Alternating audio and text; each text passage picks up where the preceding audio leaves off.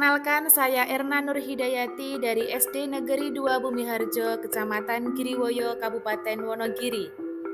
Di sini saya akan menyampaikan praktik segitiga restitusi sebagai demonstrasi kontekstual modul 1.4 budaya positif.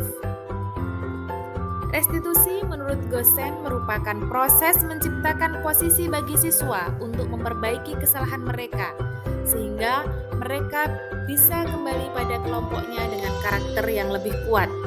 Restitusi bukan untuk menebus kesalahan. Restitusi adalah sebuah tawaran, bukan paksaan.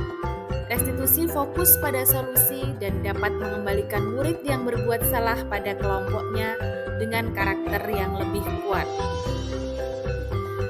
Segitiga restitusi mempunyai 3 tahapan. Yang pertama adalah menstabilkan identitas, yang kedua validasi tindakan yang salah, dan yang ketiga menanyakan keyakinan.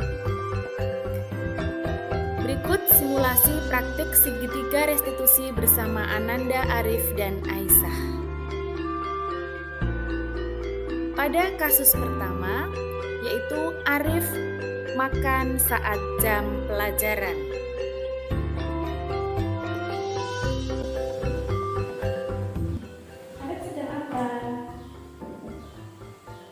Ya sudah, nanti Ade ketemu Bu di kamar ya. Ya, Bu.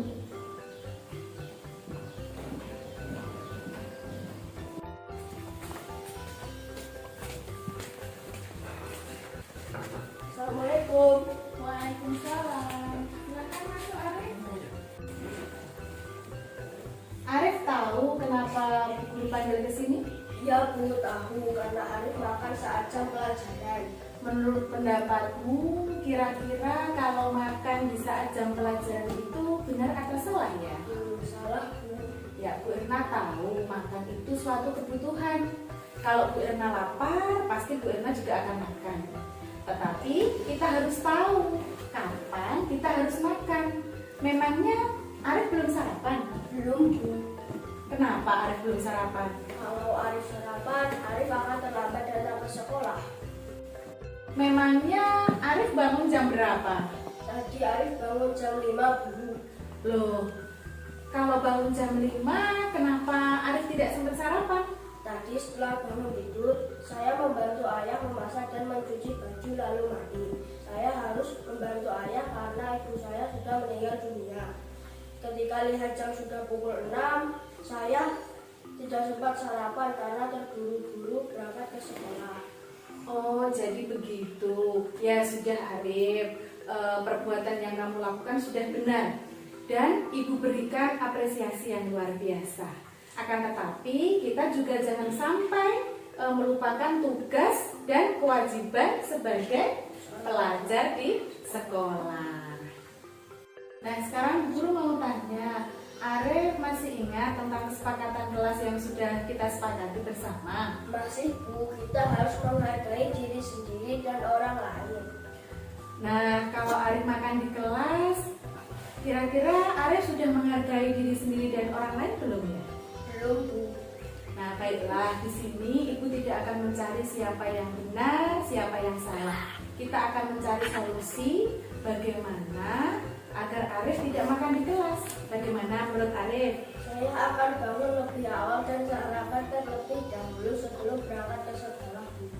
Kira-kira kapan Arif akan melakukannya? Insya Allah mulai besok, Bu. Baiklah, ibu harap Arif tidak mengulanginya lagi.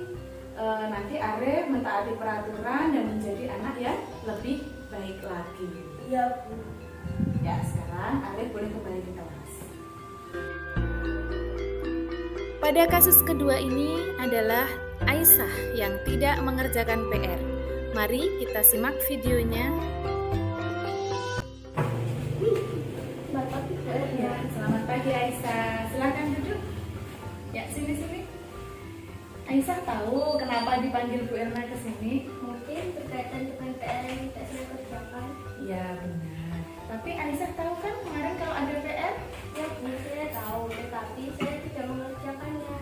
Aisyah, setiap orang pasti punya kesalahan, termasuk Bu Erna. Bu Erna juga pernah melakukan kesalahan. Namun, setiap kesalahan itu pasti ada alasannya. Kira-kira mengapa Aisyah tidak mengerjakan PR?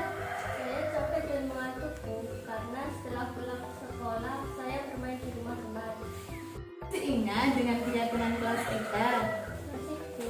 Ya, kalau masih ingat, kira-kira yang kamu lakukan itu sudah sesuai dengan keyakinan kelas kita belum? Belum, Bu.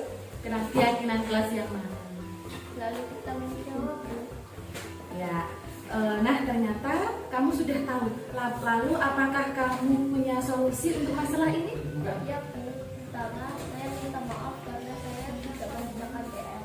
Kedua, saya akan membantu dan sebaik-baiknya. Dan yang ketiga, saya akan mengerjakan PR dari Bu Erna dan akan saya kumpulkan besok. Baik, Bu Irma apresiasi untuk tanggung jawabmu. Dan kamu sekarang boleh kembali ke kelas. Boleh Terima kembali. kasih, Bu. Lalu bagaimana perasaanmu setelah kita bersama-sama menyelesaikan masalah ini? Berikut tanggapan mereka. Awalnya saya takut dipanggil oleh guru. Saya kira saya akan dihukum dan dimarahi. Ternyata tidak.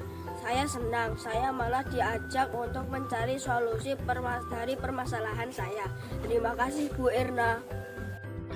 Saya merasa senang meskipun saya melakukan kesalahan, tidak mengerjakan PR. Tetapi saya tidak dihukum. Saya merasa diberikan motivasi oleh Bu Erna dan diajak untuk mencari solusi dari permasalahan saya. Terima kasih Bu Erna.